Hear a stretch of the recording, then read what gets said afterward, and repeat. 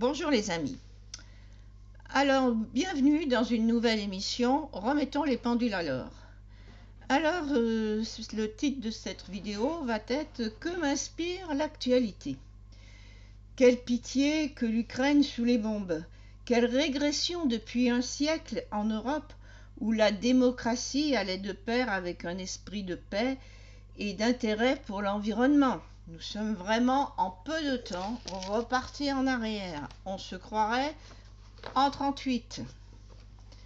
Le mur de Berlin tombé, un jeune président russe qui redressait le pays à un moment donné, la Russie qu'on finissait par voir comme un des nôtres, certes un peu effrayant par la puissance qu'elle pouvait développer par la suite, mais tout de même un pays européen qui semblait renouer des liens avec un socle commun européen, à savoir, ce qui relie les pays d'Europe, c'est essentiellement un régime libéral, plus ou moins libéral et social. Le président Poutine s'en éloigne beaucoup. Il semble plutôt retrouver les aspirations des tsars d'antan, en envoyant tuer ces jeunes Russes pour satisfaire ses ambitions d'oligarque. Poutine a fait le choix d'une guerre territoriale. Après l'Ukraine, on peut s'interroger sur la Moldavie, qui elle aussi a un territoire séparatiste, ou ces territoires étant des vestiges de l'Union soviétique. Il ne trouva rien de mieux que de faire des changements aussi de population afin de diminuer les éventuels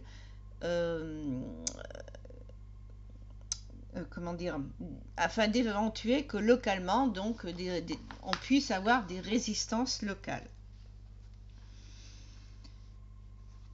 Et suivant l'évolution des événements, on peut craindre que l'expansion russe ne s'arrête pas là, notamment si elle se sent soutenue par la Chine. D'ores et déjà, la Chine apparaît comme la nouvelle grande puissance, par le choix de ne plus indexer le yuan sur le dollar, comme l'a fait par exemple l'Arabie saoudite, la Russie qui maintenant dit qu'elle va exiger des paiements en yuan. Par l'importance de son possible arbitrage dans la crise russo-ukrainienne. Mais la Russie devrait craindre d'être à la Chine ce que l'Italie de Mussolini fut à Hitler, c'est-à-dire un pantin. La Chine augmente démographiquement. La steppe d'Asie centrale, dépeuplée et bénéficiant en Sibérie de températures de plus en plus clémentes, pourrait être le bassin d'expansion naturel de la Chine. D'autant si la Russie s'isole. Je rappelle à ce propos, je me fais une petite parenthèse, que le Japon, lui, est peuplé de 140 millions d'habitants. Et il est menacé de disparition. On sait qu'il y a des mouvements des plaques du Pacifique qui peuvent créer des tsunamis qui submergeraient entièrement le Japon. Le Japon est le pays le plus vulnérable qui se trouve à la jonction de 3 plaques tectoniques. La catastrophe de Fukushima était plus que prévisible. Et pourtant, on a quand même construit cette centrale à cet endroit. Si elle avait été construite, mettons, sur le continent, avec des accords avec la Russie, tout ça, les retombées radioactives, elles sont pour tout le monde. Donc, notamment au niveau de la pêche, des catastrophes que cela peut représenter au niveau de la vie marine. Donc, c'est pour un petit peu comme ça, parenthèse, pour dire qu'on est inévitablement confronté à une nécessité de s'organiser d'entente sur le plan international, mais qu'on est mal parti. Ça, je l'avoue. Les Japonais, en toute logique, devraient pouvoir être hébergés justement également dans les steppes de Sibérie. avec évidemment un accord avec la Russie où il n'aurait pas d'armée propre. Mais donc il faut peut-être bien prévoir aussi pour cette population à haut risque, hein. Bon, je rappelle qu'il y a également le volcan de Tokyo qui menace Tokyo, prévoir quelque chose. Et ça serait peut-être au niveau population pour la Russie une occasion de compenser, donc retrouver un équilibre démographique avec au sud la Chine.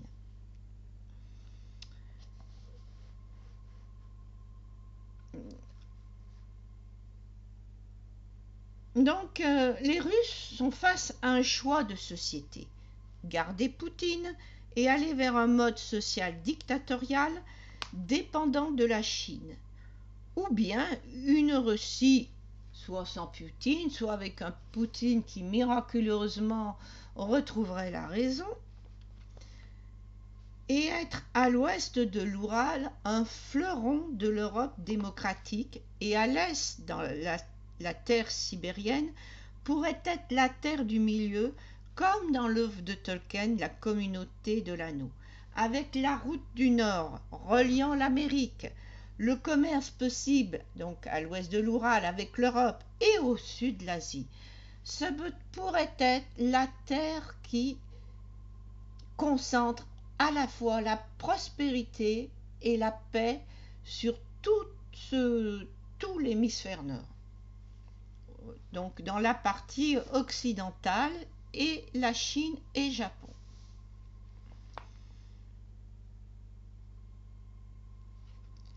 La crise qu'a déclenchée Poutine ne fait qu'anticiper des problèmes qui de toute façon allaient se poser à l'humanité.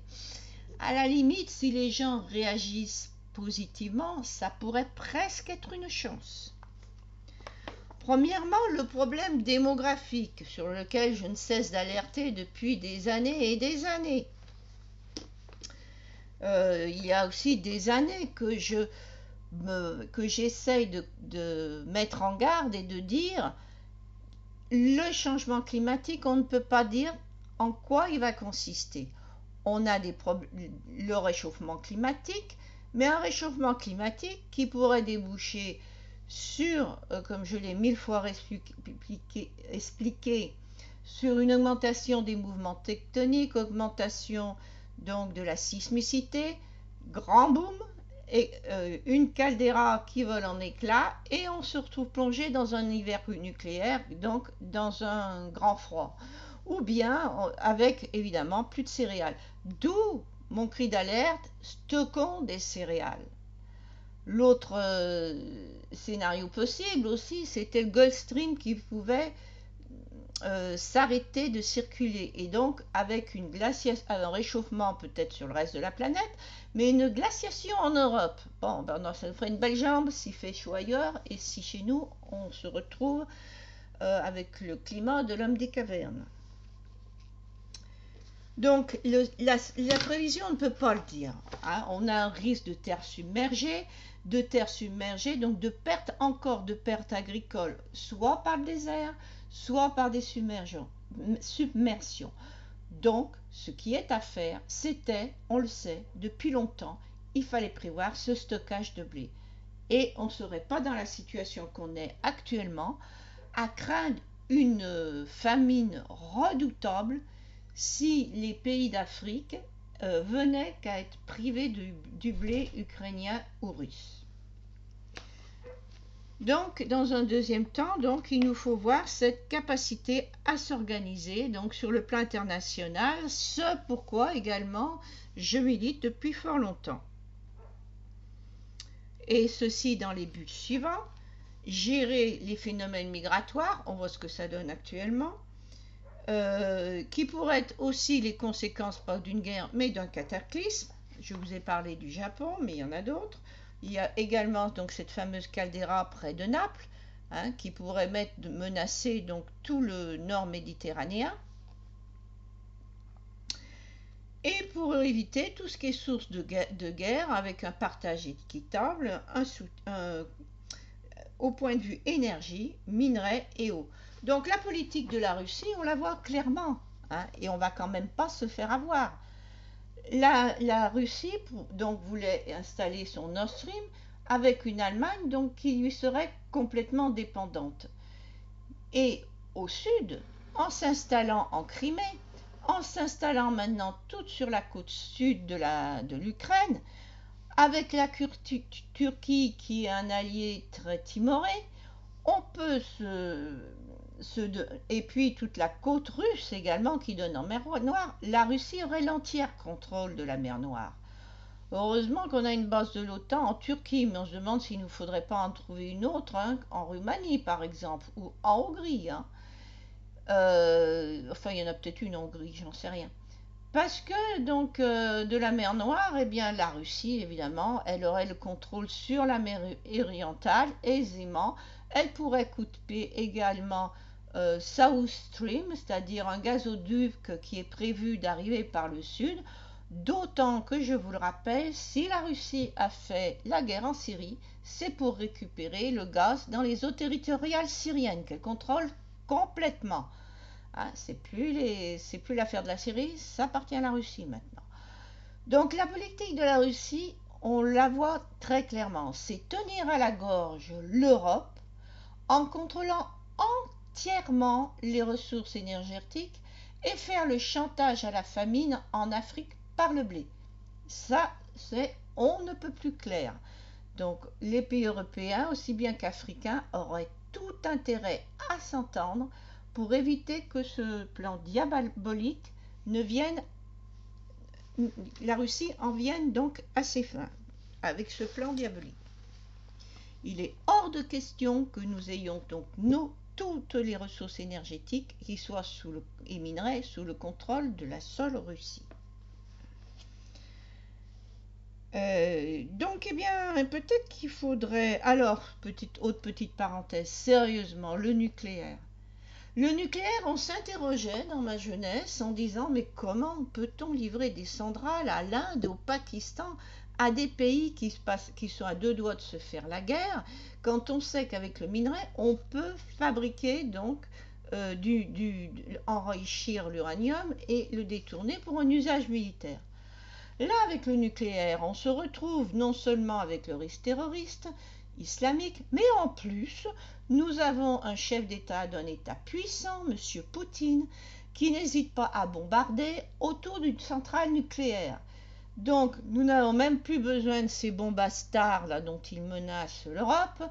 Il suffit donc qu'un missile tombe sur une centrale nucléaire et nous verrions une bonne part du territoire français amputé.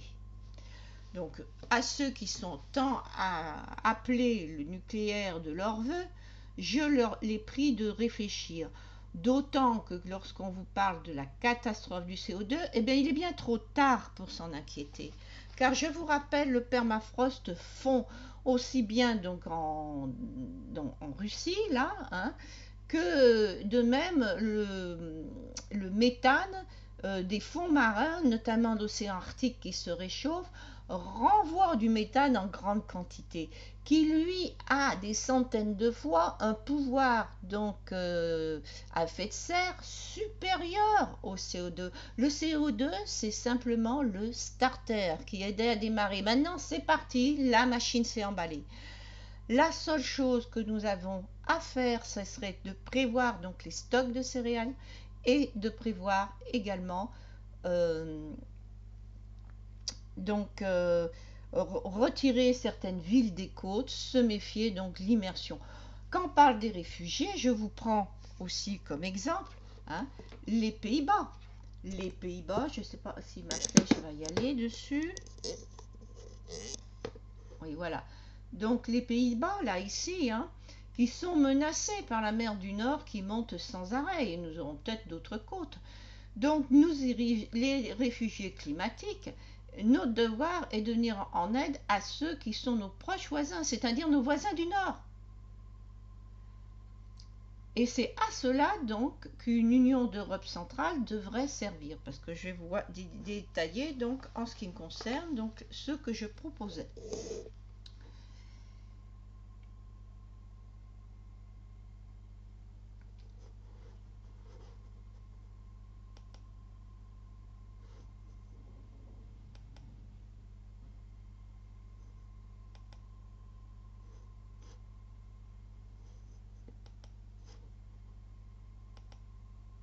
Alors voilà, donc ce qui est tiré donc de l'Overblog Marie-Jeanne Jourdan.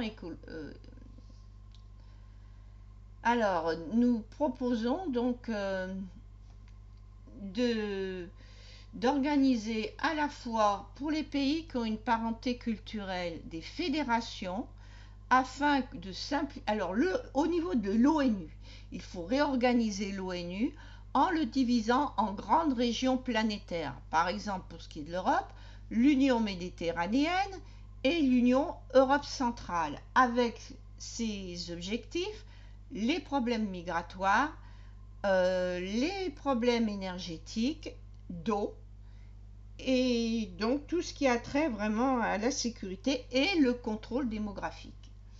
Ensuite, donc, toutes ces fédérations, eh bien, chacune à leur tour, elles ont donc un représentant commun. Par exemple, si nous avons la Fédération du Maghreb dans l'Union méditerranéenne ou la Fédération latine qui comprendrait l'Italie, Portugal, France, la partie sud en tout cas de la France, eh bien, pendant un certain temps, ça serait peut-être un Italien, après un Français, etc.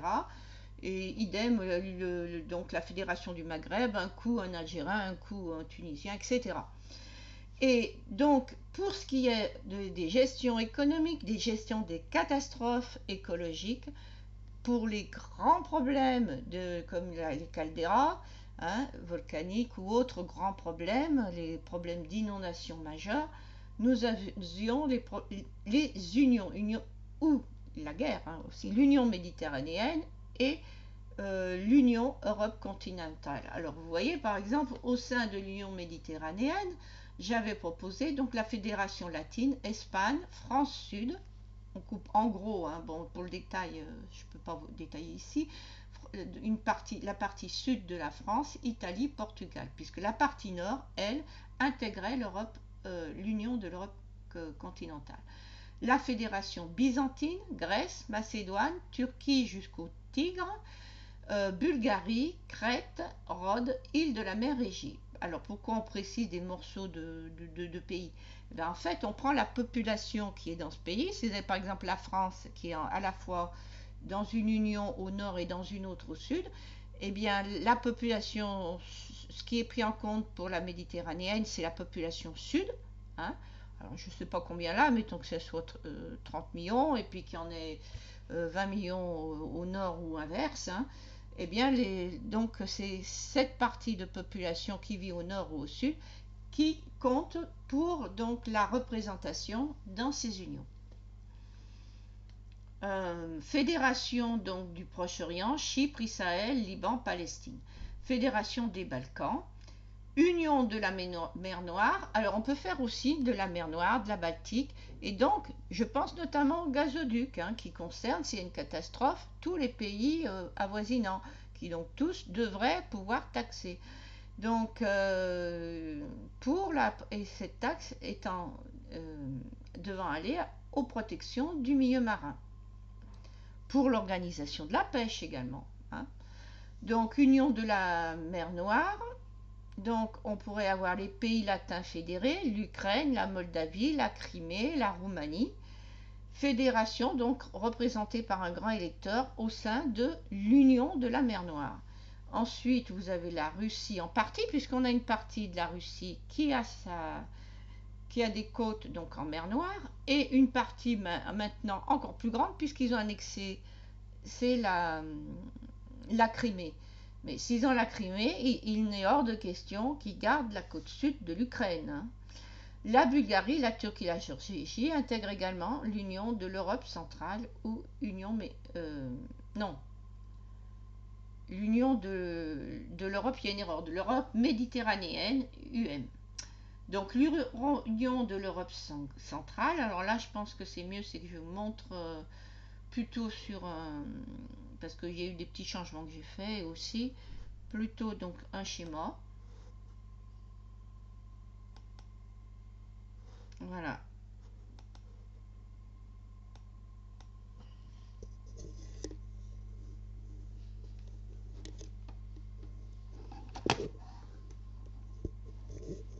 Donc là, vous voyez que vous avez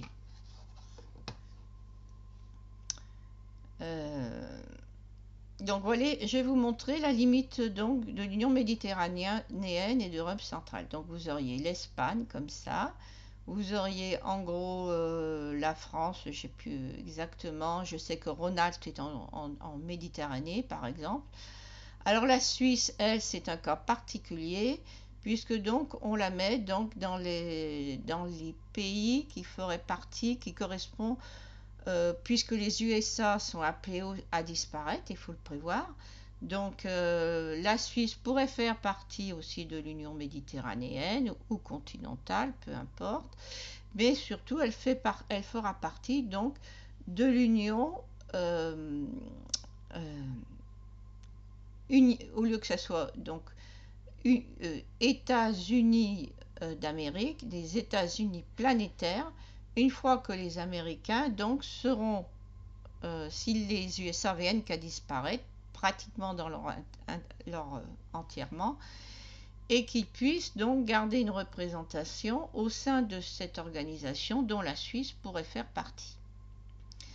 Donc ensuite, donc, nous avons l'Italie, vous voyez, qui fait la frontière avec le continent et l'Union méditerranéenne, qui est là et dont les pays du Maghreb font partie, là. Croatie, les pays baltes, hein, et la Grèce. Le reste, donc, faisant partie de l'Union continentale, hein, avec également la Bretagne, hein, alors que l'océan, on a aussi une union arctique dans laquelle l'Irlande aussi fait partie de l'Europe, et mer du Nord, dans lequel on retrouve l'Écosse, les pays du Nord, union de la mer Baltique, et le Danemark, lui, qui fait également la jonction avec l'Union arctique. Ensuite, donc en Méditerranée, on déterminerait, donc la Malte fera à peu près la transition vers la Tunisie, la distinction entre la Méditerranée occidentale et orientale. En Méditerranée orientale, donc vous pourriez avoir la Turquie, la Grèce, avec les pays, avec les Balkans, et puis vous auriez le Proche-Orient qui pourrait inclure donc la Syrie, le Liban, Israël, Palestine, etc. Voilà, et puis donc de côté vous avez la Libye, vous avez l'Égypte. Hein. Donc ces pays se représentent, élisent chacun représentant au sein des unions, et justement pour faire face et prévoir des problèmes justement de famine, pour gérer, faire des politiques aussi de contrôle des naissances, etc. Bon. Alors je vais revenir justement aussi à la Russie. En Russie, vous savez, elle se croit à l'abri de tout, mais elle a aussi un problème, la Russie. Elle a d'énormes poches de méthane. Et je vais vous montrer. Donc vous avez ce qu'on appelle par exemple les portes de l'enfer. C'est pas en Russie, c'est dans le Turkménistan. Je crois qu'ils avaient quand même dû y avoir des forages, des bêtises qui avaient été faites, je ne sais plus exactement. Mais toujours est-il que cette poche de casse s'est brutalement explosée, est venue à l'air libre et ça va de plus en plus en s'agrandissant. Il y a 7000 poches de méthane qui sont en Sibérie. Peut-être que certaines sont profondes, elles sont peut-être pas toutes dangereuses, mais supposons qu'on se retrouve simplement avec une dizaine d'entre elles qui se retrouvent avec le même cas qui s'est passé au Turkménistan, c'est-à-dire d'ailleurs avec la guerre, hein, une bombe qui tombe dessus. Imaginez des poches, puisqu'on a jusqu'à des trous de 50 mètres de profondeur, hein, des véritables gouffres, que le gaz, évidemment, quand ça finit par arriver à la surface, diffuse. Mais supposons qu'il y ait une météore, qu'il y ait n'importe quoi, et ou une fonte trop rapide du permafrost, et subitement ce gaz se retrouve à l'air libre, explose, s'enflamme, je ne vous dis pas les catastrophes. Alors que le méthane pourrait être une solution d'avenir. Effectivement, puisque en le brûlant, on obtient du CO2 qui sera beaucoup moins polluant que le méthane si vient qu'à s'échapper à l'air libre. Ce CO2, si on le récupère, comme ça a été prouvé avec l'expérimentation d'une cimenterie où on récupérait le CO2 avec des algues, maintenant il y a une technologie pour en faire des hydrocarbures. Donc même si ça revient cher, eh ben c'est cette technique-là qu'il faut employer. Il faut trouver un moyen pour vider ces poches, les remplir peut-être d'eau océanique, hein, d'eau salée, au cas où on risque un effondrement, mais exploiter ce méthane. De même qu'en Chine, il y a eu aussi une recherche pour l'exploitation des clartrates, qui est la forme donc de stockage du méthane dans les fonds marins. Donc je pense que c'est ça, vers ça qu'il faut s'orienter, parce qu'avec l'hydrogène, on a le problème du stockage. C'est une molécule tellement petite qu'elle arrive à diffuser, et on a par exemple dans les moteurs à hydrogène une diffusion de l'hydrogène. Donc il faut vraiment, même si le coût est plus élevé, se tourner vers tous les modèles d'exploitation. Le méthane encore, on a avec la fermentation justement des produits agricoles, en ayant évidemment, ne gaspillant pas évidemment des terres agricoles pour ça, mais en utilisant des résidus. Donc voilà, on a le choix entre un monde de paix, on a le choix entre un monde qui sait faire des prévisions, parce que de toute façon la population, elle sera contrôlée. Elle le sera parce qu'il arrive toujours dans ces cas-là. Chaque fois qu'on a vu une augmentation de la prospérité de la population, qu'est-ce qui arrive au bout du compte, hein, qu'on arrive à une tension, qu'on se rend compte qu'on est aux limites de capacité du système, eh bien il y a une guerre. Et là, ça commence avec l'Ukraine. Des guerres, des famines, et ensuite des guerres de subsistance. On va rentrer dans ce cycle-là. Donc, il faut vraiment arriver à arrêter cette guerre en Ukraine. Pour l'Ukraine, quelle proposition je propose? Eh bien, en ce qui me concerne, il y en a deux. L'Ukraine peut donc justement faire partie, la Moldavie, oui j'ai oublié, donc la Moldavie, l'Ukraine de l'Europe centrale, hein. Elle pourrait même faire une fédération avec la Moldavie et la Pologne. Et ou la Hongrie et la Slovaquie, hein, ça pourrait refaire une fédération. Et donc la partie du Donbass, donc autonome. Donc il y a deux possibilités, soit l'Ukraine fait deux États autonomes, mais garde une fédération économique pour que toute l'Ukraine profite des mines, et de la même manière le blé ukrainien pourrait être indexé comme une richesse, hein. Ces stocks pourraient être, avoir une valeur même en bourse, hein, avec un prix cependant fixé, et l'Ukraine donc minière bénéficierait proportionnellement à sa population, évidemment, également donc de la production agricole. Ou bien c'est le divorce intégral, c'est-à-dire que le Donbass, eh bien, République autonome rejoint la Russie et l'Ukraine, eh bien, rejoint la Pologne.